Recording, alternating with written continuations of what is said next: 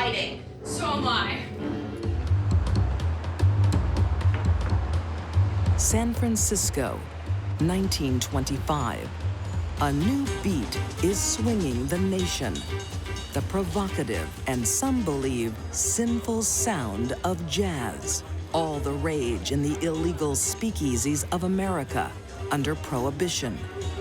San Francisco has always been a very fun city. In the roaring 20s, it was wild. The jazz lures in 16-year-old Dorothy Ellingson. Dorothy was precocious, and she looked much older than she was. When she was 14, she looked probably 17. When she was 16, she looked 19. Dorothy's grown-up looks are her passport to pleasure. Dorothy started drinking alcohol at the age of 12. It's not surprising that she was drawn into the world of nightclubs and jazz and drinking. It's not only bootleg alcohol that Dorothy thirsts for. She liked men. She liked all kinds of men. Dorothy's philosophy seemed to be, let's dance, let's drink, and let's do some other things.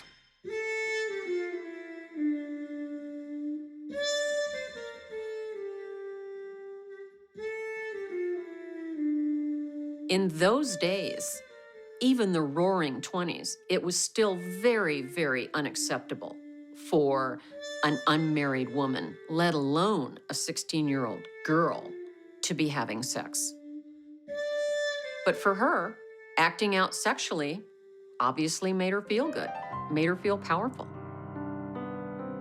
She was not concerned what other people thought or cared for what they expected of her. It was what she expected of herself, and that was to entertain herself and have a good time.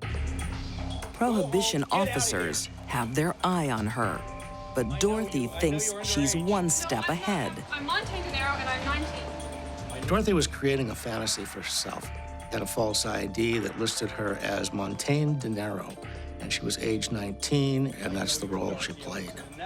Dorothy's fake ID meant freedom. It meant adulthood. It meant excitement. But she was way too young to have it.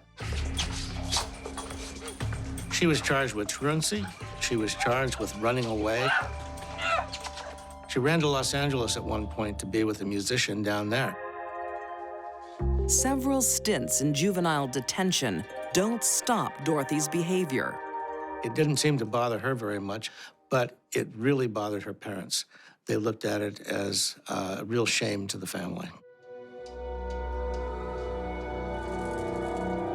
Her parents are at their wits' end. They want Dorothy on the straight and narrow. Where have you been? She was from a very kind of law-abiding, respectable family. What will people say? I don't care what people say. Anna was a very staid mother type. In this case, it was obvious Dorothy was having sex with men. It was obvious that she was having sex with many men. This was upsetting her mother terribly. She didn't really know what to do about it, so the best she could do was confront her daughter. You will behave, young woman. But Dorothy refuses to toe the line. Dorothy and her mother had a tempestuous relationship, and it got worse as Dorothy got older. I think any mother of a teenage girl would have been upset that her 16-year-old daughter was hanging out in nightclubs and seeing older men. Dorothy won't repent. Instead, she records every sordid encounter. Dorothy kept a diary. It was a little red notebook where she put information about her comings and goings. Went to Joe's party, met an amazing musician. He knows how to use all his instruments. It was kind of a way to look into her mind. She talked about the men she went out with, what she wanted to do. It was pretty much focused on partying. Dorothy's diary is filling up nicely. She judged them according to their physical build and how they measured up to her standards. But there's always room for fresh material. Dorothy was so rebellious She liked to be bad. She liked to be a bad girl. Stop, Dorothy. You're not going out. When Dorothy insists she is going to another jazz party, Mom Anna puts her foot down. There was constant turmoil in the family. The fights between Dorothy and her mother got physical, where they would literally fight with each other over it. I'm 16. I can do what I like. Go to bed! Dorothy was furious. She was being threatened two ways: not being able to do what she wanted to do, which was go to the dance, and also the possibility of being arrested.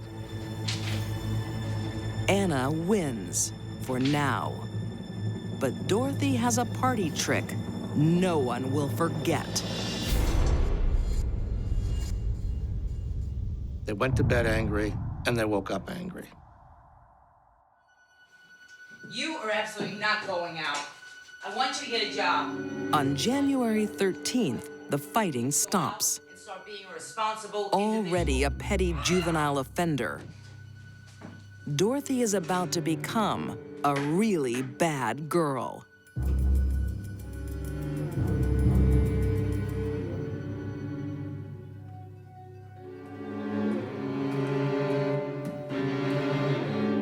I'm sick of all this fighting. So am I.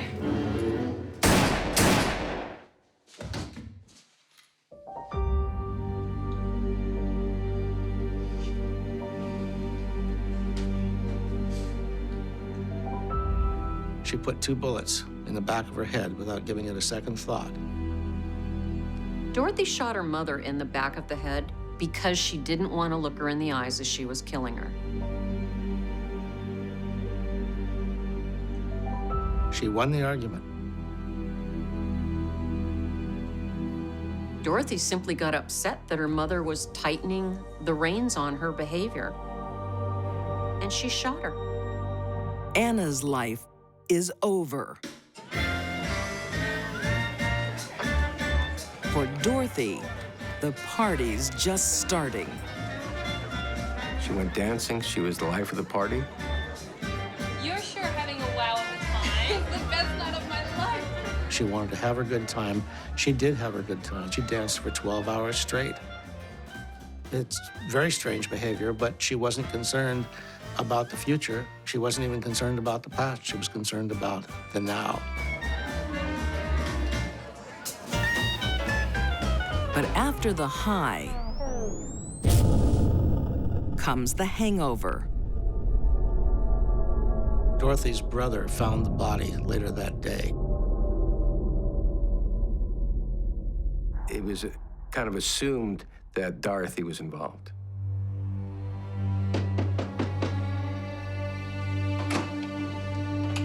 Dorothy, you'd better come with us. Dorothy's arrest, just days after the murder, shocks the community. They can't believe a 16-year-old girl is capable of killing her own mom.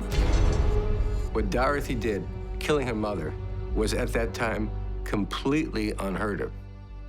That was San Francisco's first case ever of matricide, of someone killing their mother. Even though Dorothy confesses, some authorities doubt her guilt. The coroner actually disputed Dorothy's confession. He said that there was no way that a girl of 16 could ever kill her mother. That was just impossible. But if Dorothy's not responsible, who is? The newspapers of the day believe they know. They lay the blame on the mesmerizing effect of jazz. The newspapers ate it up. They called that culture Jazz-mania. People got their blood worked up. They got excited. They lost their inhibitions. And they felt that it affected their psyche, that they actually they went insane. Even though the press puts jazz on trial, a jury isn't convinced. Dorothy killed her mother, and it had nothing to do with jazz. the jury feels it's time Dorothy grows up. In August 1925, she's found guilty of manslaughter and given 10 years in San Quentin prison.